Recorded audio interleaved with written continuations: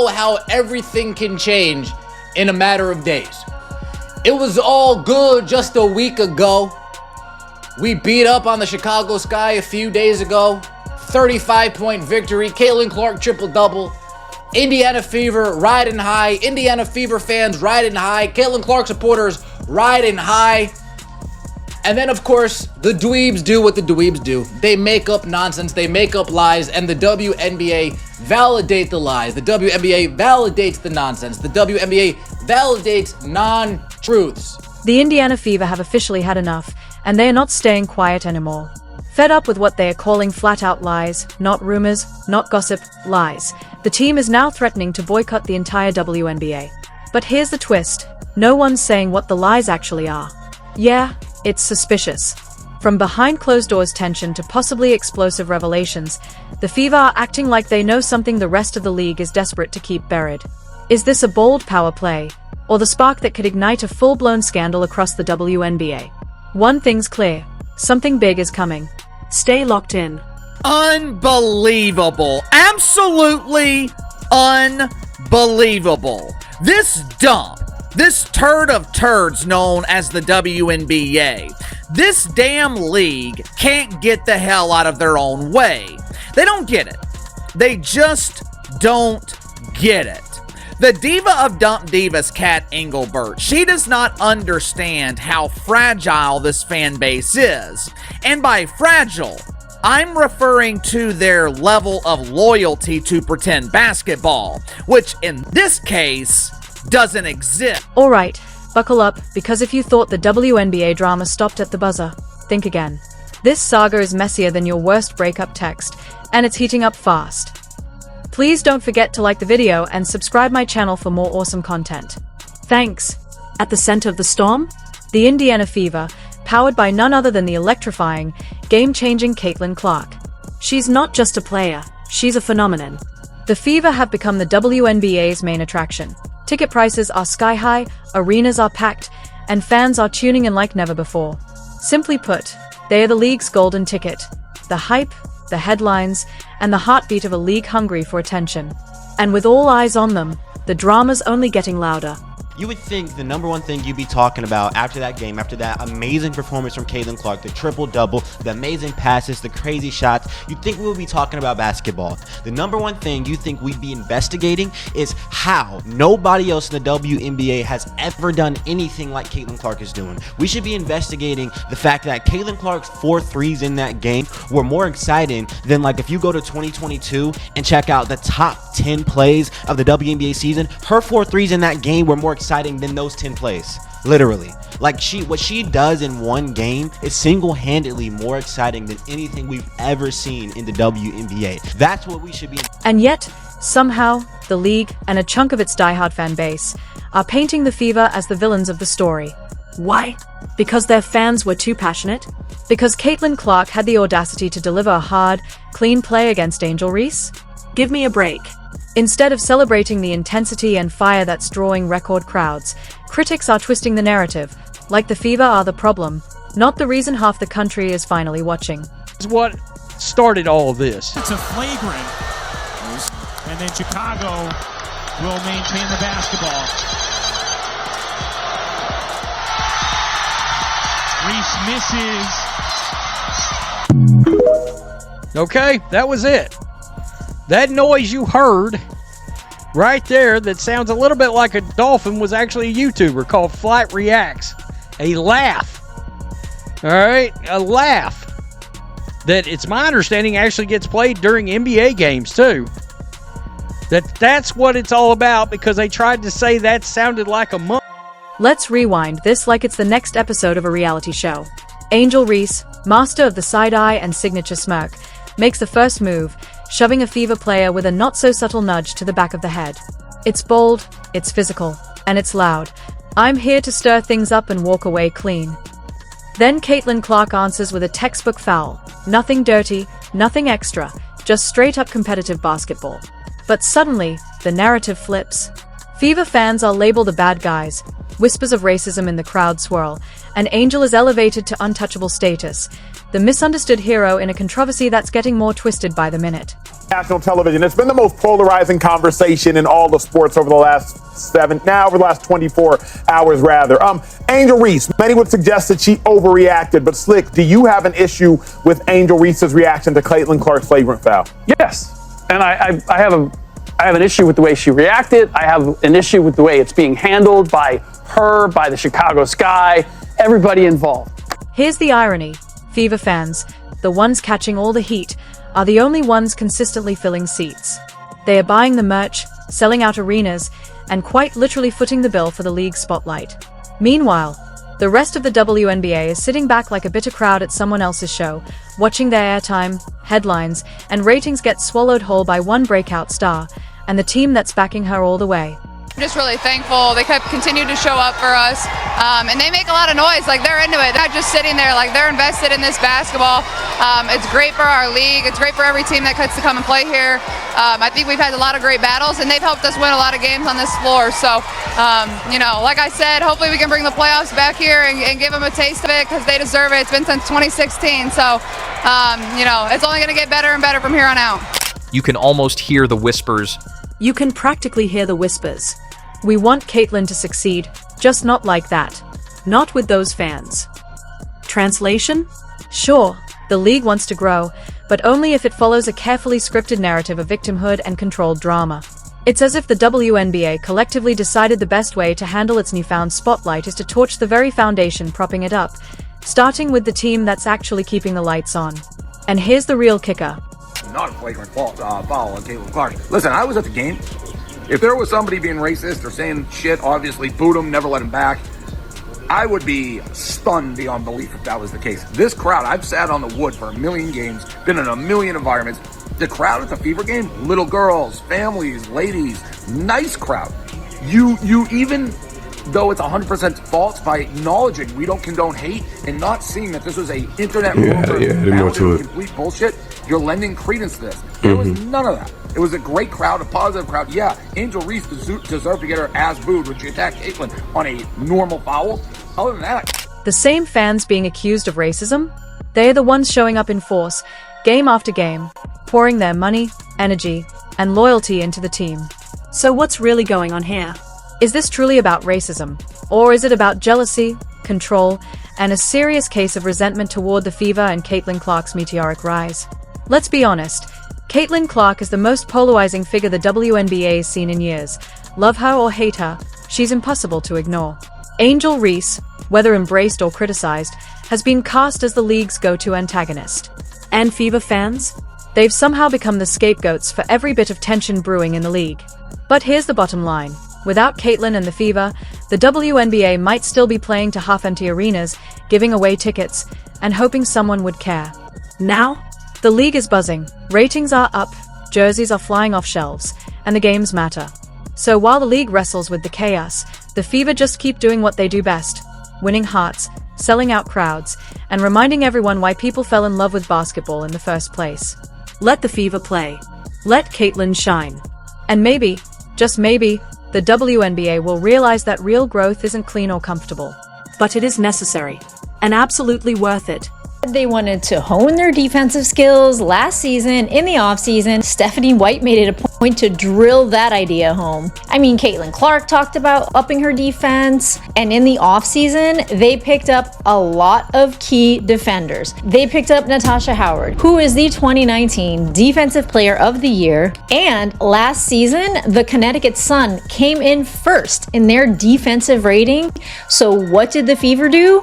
They took Stephanie White, they took Keith Porter, they brought in Tawana Bonner, and they said, we're doing this right. Alright, let's pull back the curtain on the WNBA's latest drama, a saga with more twists than a pretzel at halftime. At the center of it all? The Indiana Fever, the team that's basically rebooted the league's relevance after years of barely flickering like a dying phone battery.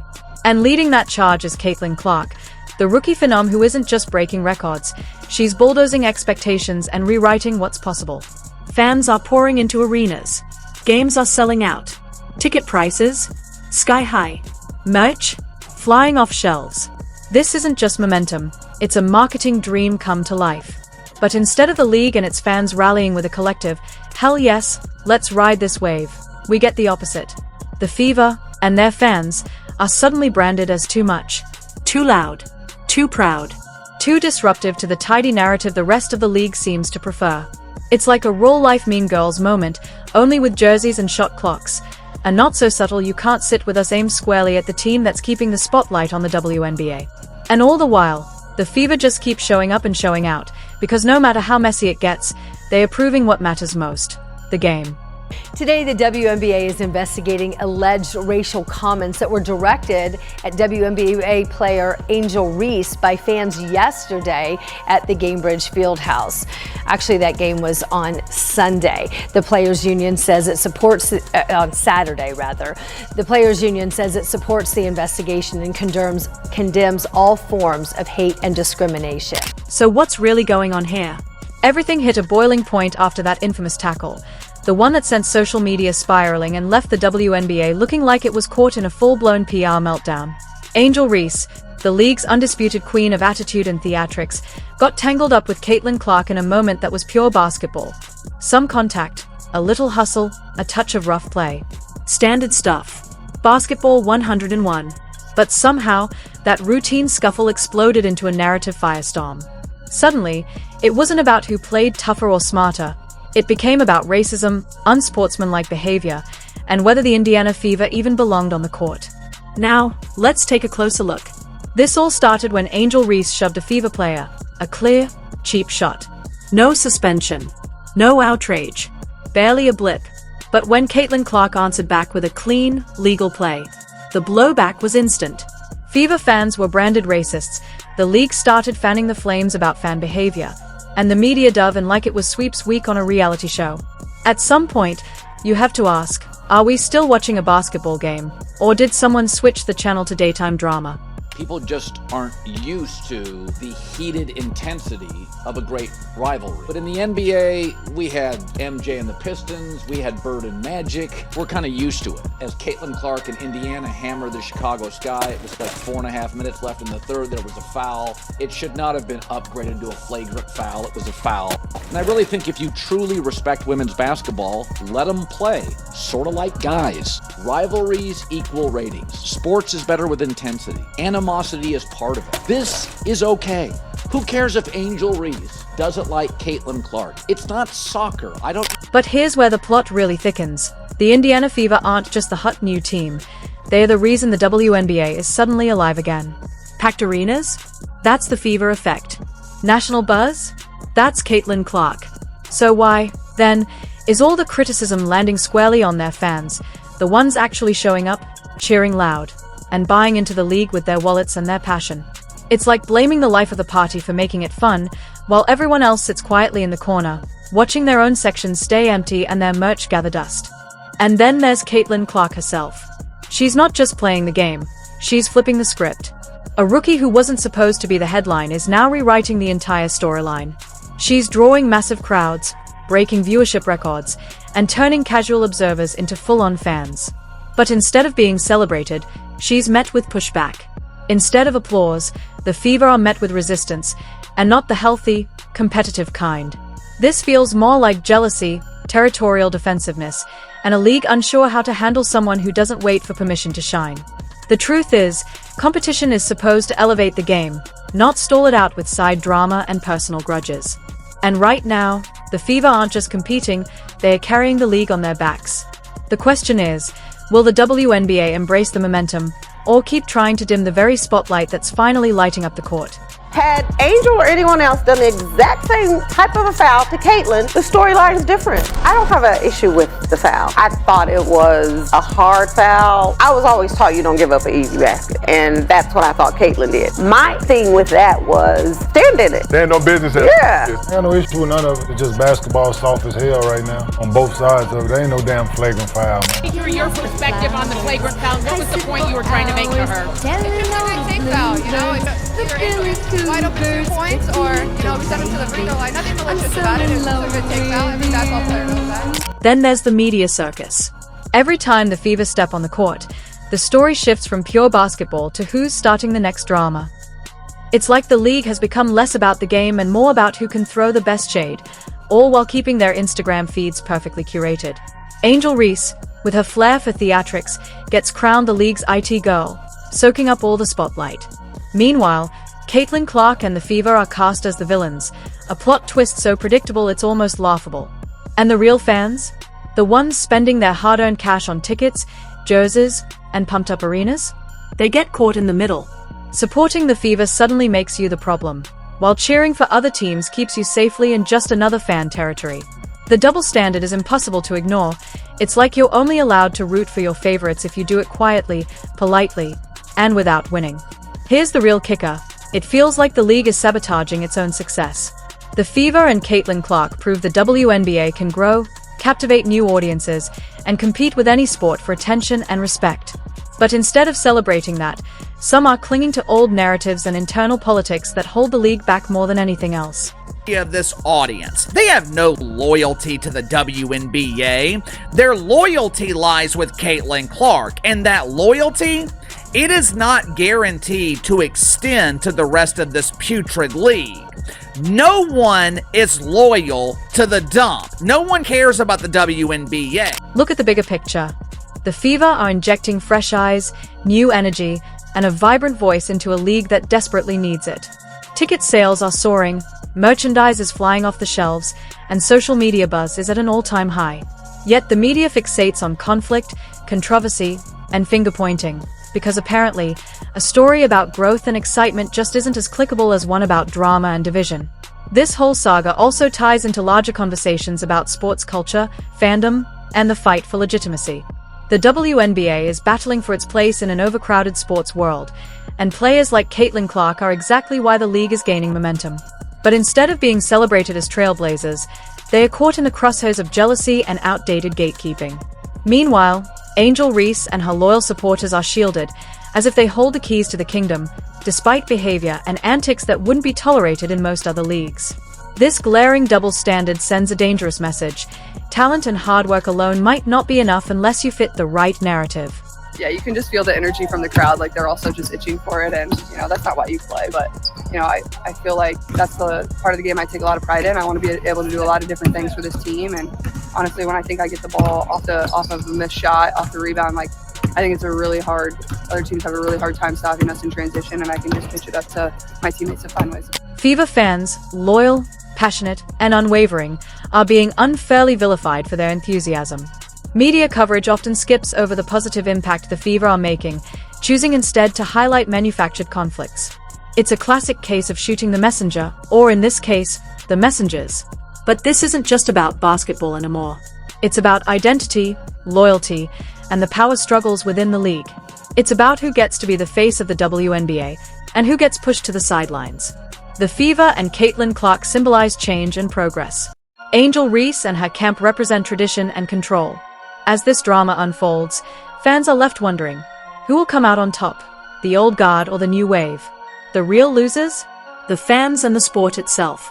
Because all this infighting and drama distracts from what truly matters: incredible basketball, rising stars, and a league on the brink of greatness. At the end of the day, the Indiana Fever and Caitlin Clark are more than just a team and a player. They are a movement, a spark that could ignite a revolution in women's sports.